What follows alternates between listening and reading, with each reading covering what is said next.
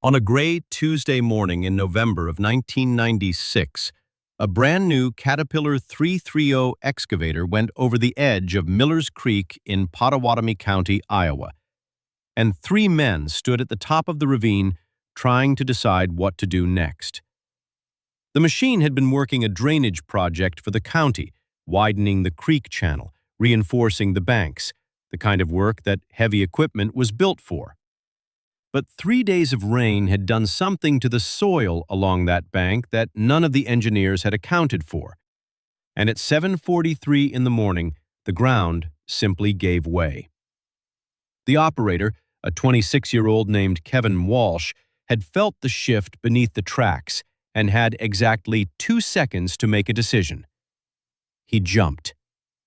The excavator went over without him, tumbling 40 feet down a near-vertical slope, bouncing twice off the rocky ravine walls before coming to rest at the bottom, tilted at a 45-degree angle, half buried in creek mud, its boom jutting upward like something asking for help. Kevin walked away with a sprained ankle and a story he'd be telling for the rest of his life. The excavator wasn't so lucky. Let me tell you about that machine, because understanding what was stuck down there is the only way to understand why getting it out seemed, to everyone who looked at it that morning, genuinely impossible. The Caterpillar 330 was one of the largest excavators in common use in 1996. It weighed 72,000 pounds, 36 tons of steel, hydraulics, and diesel engine. Brand new, it cost $200,000. The one at the bottom of Miller's Creek was 6 months old and had barely been broken in. The construction company that owned it, Morrison & Sons out of Council Bluffs, couldn't afford to lose it. Insurance would cover some of the cost, not all. And they needed that machine for 3 jobs already on the schedule. So they called the professionals. Heavy Lift Recovery was based out of Omaha and had been operating for 15 years. They specialized in exactly this kind of work, pulling heavy equipment out of places it wasn't supposed to be. Overturned semis, tipped cranes, construction machinery sunk in mud or fallen into ditches. They had 2 heavy-duty recovery trucks equipped with hydraulic winches rated for 50 tons each, synthetic cables that were supposed to be stronger than steel at half the weight, and a crew of 4 men who had collectively recovered over 1,000 pieces of stuck equipment. The crew chief was a man named Derek Hollis. Derek was 38 years old and had been in the recovery business since he was 19. He'd started as a grunt, worked his way to operator, and eventually built his own company from nothing into the most respected recovery operation in the tri-state area. He was good at his job, genuinely, demonstrably good. He had a talent for looking at a stuck machine and seeing exactly how to free it. He understood angles and forces and the physics of heavy loads in the way that some people understand music, intuitively, almost without thinking about it. But Derek had a problem that came packaged with his success. 15 years of being right when everyone else was wrong had given him an absolute, unshakable confidence in his own judgment. He knew everything worth knowing about equipment recovery. If he said something could be done, it could be done. If he said it couldn't, it couldn't. End of discussion. When Derek arrived at Miller's Creek that morning and looked down at the stuck excavator, he told everyone within earshot that he'd have it out by lunch. "I've pulled bigger machines out of worse spots," he said. 3 hours, maximum. That had been at 8 in the morning. It was now 2 in the afternoon, and the excavator had not moved a single inch. Let me tell you about those 6 hours, because they explain the hard hat Derek eventually threw on the ground and the words he said when he threw it. The problem wasn't the weight. Derek's equipment could handle 36 tons. That was well within rated capacity. The problem was the angle. and what that angle did to every cable he sent over the lip of that ravine. The wall wasn't just steep, it was near vertical in places, averaging close to 70 degrees, and the edge at the top was essentially a knife of exposed rock. Every cable that passed over it was being sawed through by its own tension. The heavier the load, the faster it cut. Derek's first attempt had been straightforward. Anchor both trucks to trees 50 feet back, run cables down to the excavator's frame, engage the winches. The cables stretched. The excavator shifted slightly. Then the first cable snapped with a sound like a rifle shot and whipped back toward the trucks with enough force to kill a man. Fortunately, Derek had kept everyone clear. He tried redirect pulleys. The anchor point failed and tore out of the ground. He tried chaining both recovery trucks together for double the pulling force. The excavator rose 2 feet out of the mud, promising, and then the third cable broke. The fourth attempt, anchoring one truck to a massive oak tree closer to the edge, nearly sent a second machine over the ravine when the tree's roots began pulling free from the rain-soaked ground. Only quick thinking by Derek's crew, jamming the truck into reverse and cutting the cable, prevented a disaster that would have made the morning's problem seem minor. Now Derek stood at the edge with 4 broken cables at his feet, his trucks damaged, his crew exhausted, and the excavator sitting in exactly the position it had occupied at 7:43 that morning. Morrison, the owner, walked over. "What's the plan?" he asked. Derek picked up his hard hat from where he'd thrown it. "There is no plan," he said.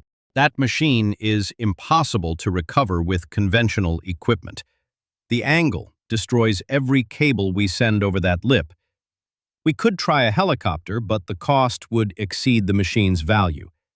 Or you wait until spring. Let the ground dry out. Try again with heavier equipment. Those are your options." Morrison looked like he wanted to argue, but he'd watched every attempt fail. He knew Derek Hollis was the best in the business, and if Derek said it couldn't be done, there was no percentage in arguing. That's when the old Ford pickup pulled up to the edge of the site. Now let me tell you about Eugene Pratt, because you need to understand him before you can understand what happened next. Eugene was 71 years old and had farmed 280 acres on the other side of Miller's Creek for 48 years. His land bordered the drainage project, and he'd been watching the construction crews work for 2 weeks. Watching, and occasionally shaking his head at things he saw that he knew from long experience were going to cause trouble. The morning the excavator went over, Eugene had been on his back porch with his coffee. He'd heard the sound, a low rumble, then silence, and had known immediately what it was. Ground's too wet, he'd thought. Knew it was too wet. He hadn't said anything to the crew, of course. Nobody asked farmers for their opinions about ground conditions anymore. They had engineers and soil samples and computer models. An old man's reading of a creek bank wasn't part of the process. But Eugene had walked over that afternoon, curious to see the situation, and he'd stood at the edge of the ravine and looked down at the stuck excavator and immediately started thinking about how to get it out. Because Eugene Pratt had been pulling things out of Iowa mud for 50 years. Tractors, trucks, combines, wagons. If it had wheels or tracks and got stuck in this county, there was a reasonable chance Eugene, or his father, or his grandfather, had pulled it free at some point. And the method they used, the method passed down through 3 generations without a manual, without a course, without anything except one man showing another man how it worked, was something that nobody at Heavy Lift Recovery had ever been taught. He'd watched Derek's crew work all morning. He'd watched them try to overpower the problem with bigger equipment, stronger cables, more force. He'd watched them fail again and again for the same reason. And he'd understood that reason immediately. And he'd kept his mouth shut because he knew that Derek Hollis was not the kind of man who was going to take advice from a 71-year-old farmer standing at a fence line. Then Derek threw his hard hat on the ground and said the job was impossible. And Eugene got in his truck and drove over. Let me tell you about what was in the bed of that pickup, because to Derek Hollis and his crew it looked like junk, and the gap between what it looked like and what it actually was is the entire story. Eugene had inherited his rigging equipment from his father, who had inherited it from his father before him. Some of it dated to the 1920s. All of it was iron and steel, built in an era when things were made to outlast the men who made them. There were chains, not modern alloy chains, but old-fashioned iron links as thick as a man's thumb, heavy and ugly and rust-stained, and capable of holding loads that would snap modern synthetic cable like thread. There were cast-iron snatch blocks, some of them stamped with foundry dates from before the First World War, their sheaves worn smooth by decades of use, but still turning freely on their pins. And there was the PTO winch, a mechanical drum that connected to a tractor's power takeoff shaft, driven by the engine itself, brutally slow, completely without sensors or safety cutoffs, and utterly incapable of understanding when to stop. It just kept turning, kept pulling, kept applying force until something moved or something gave way. Derek watched Eugene unload this equipment with an expression that moved through disbelief and settled into amusement. "Old-timer," he said, "what exactly are you planning to do?" "Thought I might help," Eugene said. Derek laughed, short, dry, the laugh of a man too tired for theater. "We just spent 6 hours trying to pull that excavator out with equipment rated for 50 tons. We broke 4 cables. We nearly lost a truck. And you think that," he gestured at the chains, the pulleys, the ancient snatch blocks, "you think that's going to do what our equipment couldn't?" "It might," Eugene said. "It won't. That excavator weighs 36 tons. Your tractor makes what, 40 horsepower? My trucks make 5 times that." "Your trucks kept breaking cables because of the angle," Eugene said. "The friction at that lip." "I know," Derek said. "That's why it's impossible." Eugene looked at him for a moment. "You're trying to pull against that edge," he said. "You need to pull with it." Derek crossed his arms. "What does that even mean?" Eugene didn't answer. He walked to the edge of the ravine and stood there looking down for a long time, not at the excavator, but at the walls, at the angle of the slope in different sections, at the lip and what it was made of, at a section 30 feet to the left where some past erosion had collapsed the wall into a rough, natural ramp, maybe 40 degrees instead of 70, with no knife edge at the top, just a continuous, rocky slope leading down to the creek bottom. Derek had ignored that section entirely. It was longer, 100 feet of total pull instead of 40. His instinct had been to take the direct route. Shorter was faster. Faster was better. That was the logic that made sense to a man who billed by the hour and had a reputation built on efficiency. Eugene's instinct was different. His grandfather had put it simply decades ago in the way that men who work with their hands tend to put things simply. You always pull the long way if the short way is impossible. 100 feet of possible beats 40 feet of impossible every time. He climbed back up the ravine and walked over to Derek. "I'll make you a deal," he said. "Let me try my way. If it doesn't work, you haven't lost anything. If it does, you learn something." Derek looked at the excavator, at his broken cables, at his crew who had stopped pretending not to be watching. "Fine," he said. "When your chains break like our cables did, we'll all go home." Eugene didn't respond. He was already working out the geometry in his head. What followed over the next 3 hours was something that Derek Hollis, 15 years into a career built on understanding how to move heavy things, had genuinely never seen. Eugene didn't try to pull the excavator straight up the slope. He planned a route, a series of legs, each one changing the angle of pull slightly, each one using the terrain instead of fighting it, each one eliminating the one problem that had destroyed 4 cables and 6 hours of work: the knife edge at the top of the direct route. The first leg would pull the excavator sideways, breaking the mud's suction and moving it onto the rock shelf. The second leg would angle it toward the collapsed section of the ravine wall.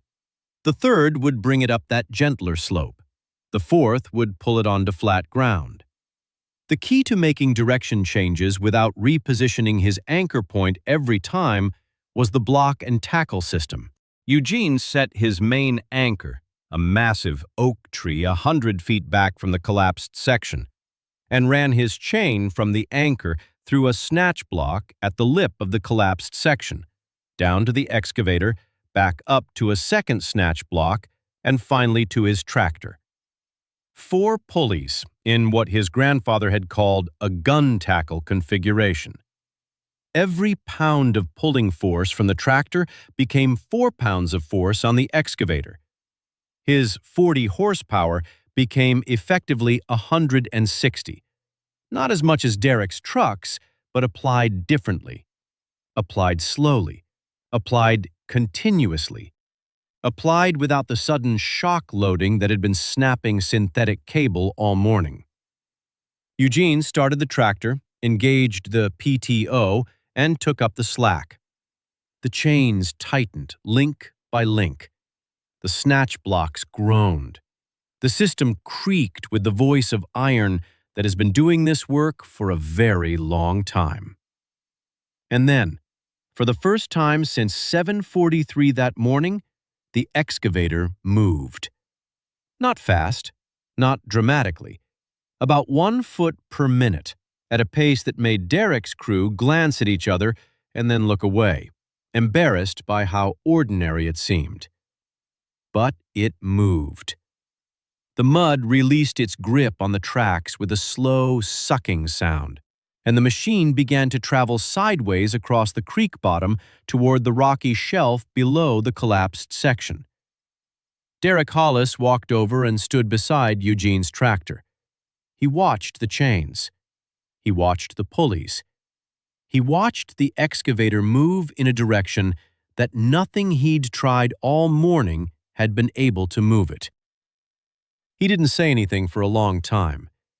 At the 45-minute mark, the excavator cleared the mud and sat on solid rock.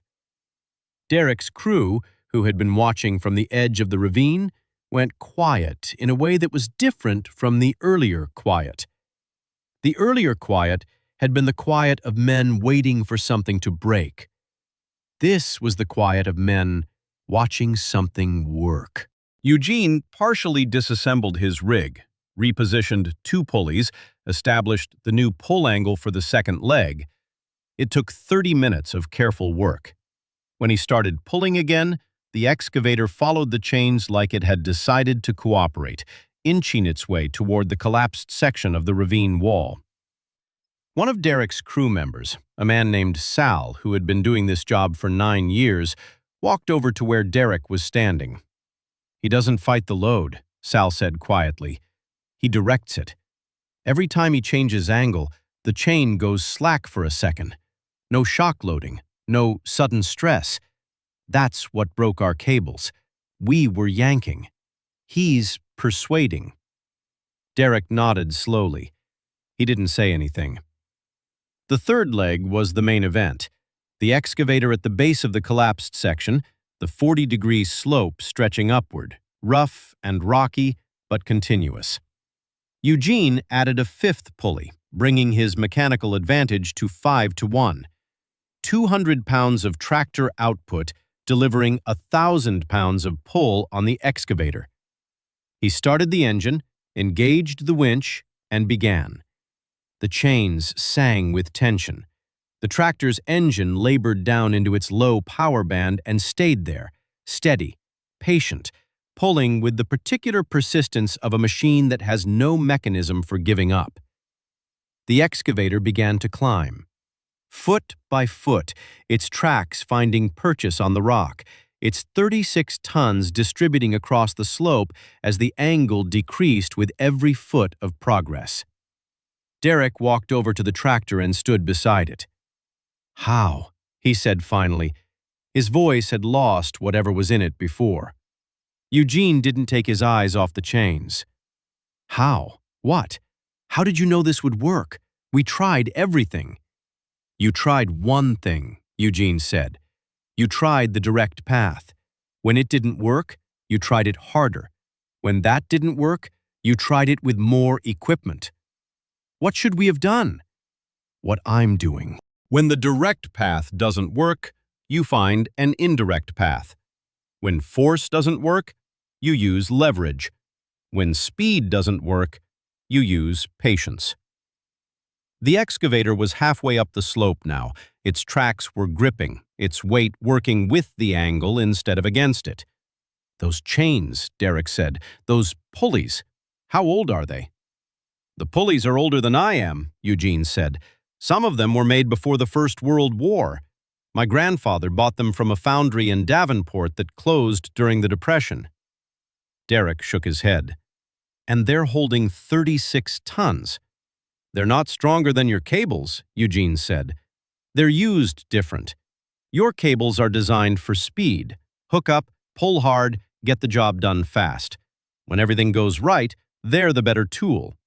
But when something goes wrong, friction, shock loading, an angle you didn't plan for, they fail."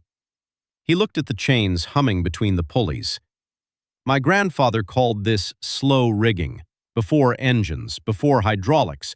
When everything had to move with horses and human strength, this was how people moved things that seemed like they couldn't be moved. You couldn't overpower the problem, so you learned to outsmart it." The excavator crested the slope. Its front tracks came over the lip of the collapsed section and bit into flat ground.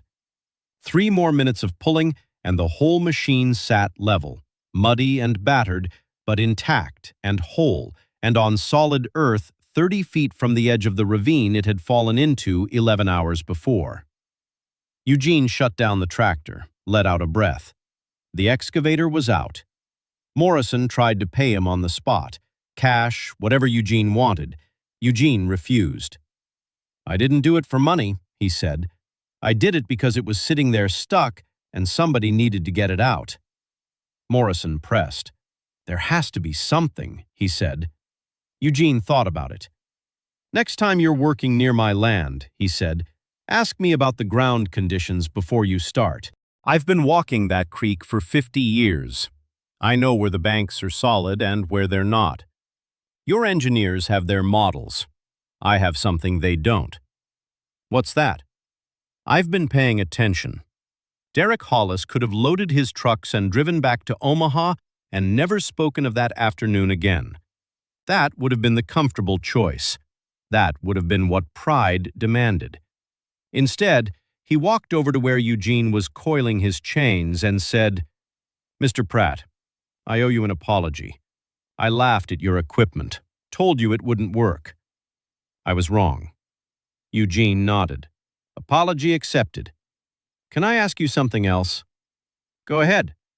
"Where did you learn to do that? The multiple legs, the angle changes, the pulley setup." "I've been doing this job for 20 years and I've never seen anything like it." Eugene looked at his chains for a moment. "My grandfather taught my father," he said. "My father taught me. They called it slow rigging. It's not a technique. It's a way of thinking about a problem. You ask, what is the problem actually doing? Not what does it look like, not what does the spec sheet say.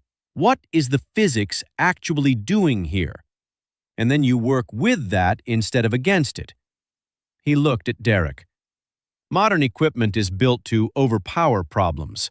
That works most of the time. Most of the time is not all of the time." Derek came to Eugene's farm 3 weeks later on a Sunday afternoon and spent 4 hours in the barn learning. He came back the following month, and the month after that. Over the next 5 years, Eugene taught him everything his grandfather had taught him, the different tackle configurations, and when each one was appropriate, how to read a load and anticipate where the stress would concentrate, how to plan a multi-leg pull that used terrain and gravity as allies instead of obstacles. Derek incorporated slow rigging into his business. He started carrying block and tackle on every truck, not as primary gear, but as the answer for situations where primary gear failed. He trained his crews.